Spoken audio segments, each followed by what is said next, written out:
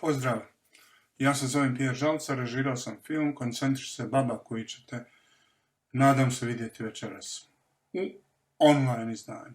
Tako je bila i premijera filma u augustu mjesec, kad smo se još nadali da je korona eventualno prošla, da se to ipak neće desiti. To je bila strašna frustracija što iskustvo premijere neće podijeliti sa publikom. I ono što je nekad bilo čudo i frustracija već prije nekoliko mjeseci, danas je nažalost potpuno normalna stvar. Ovo je vjerovatno već 10. poruka koju dijelim sa gledalcima filma na ovaj način. Navikao sam se, ali nisam na to pristao.